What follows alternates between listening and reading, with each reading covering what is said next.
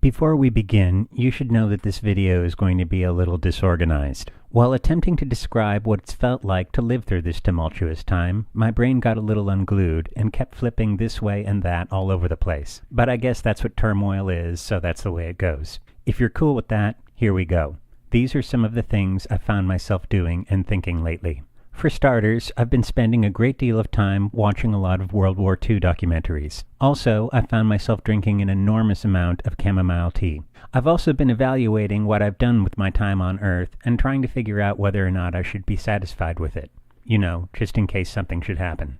Also, it occurred to me that I never wrote myself a bucket list. I figured that I probably should, and what's more, I'd better get cracking on it. And speaking of war, I never before studied the Civil War very much, and so I got a book from the library so I could gauge how bad that sort of thing could get. Pretty fucking bad, apparently.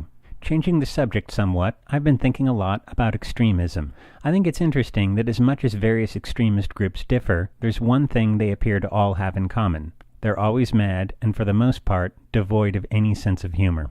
I've also been thinking about how the internet has all but decimated the traditional news sources, and it's now easier to foment public outrage with rumors, falsehoods, and conspiracy theories than ever before. There is a sign outside 30 Rockefeller Plaza that says, "Wisdom and knowledge shall be the stability of thy times." I think they should now add a footnote that says, "A lack of wisdom and knowledge apparently makes things as unstable as all fuck."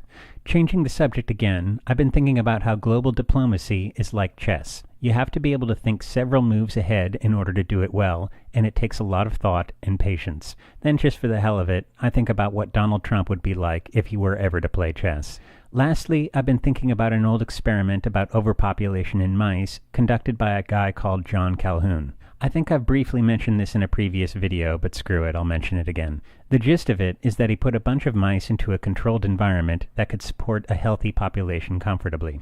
The mice went bananas, though, and reproduced like crazy. And when their population got totally out of control, a certain pecking order was established. The mice at the top would be totally passive. They'd nest themselves by the food and water, eat and sleep, and basically do nothing else. The mice in the middle would not challenge the mice at the top, and they'd just sort of accept their shittier position. The mice at the bottom would not nest in any one place at all, and would frequently become violent to one another. Some would not even fight back. It was common for a low-tier mouse to sit passively while another mouse chewed part of his tail off. When the experiment was done in the 1960s, Calhoun estimated that the human population would grow to a similar threshold by somewhere around 2010. Interesting, is it not?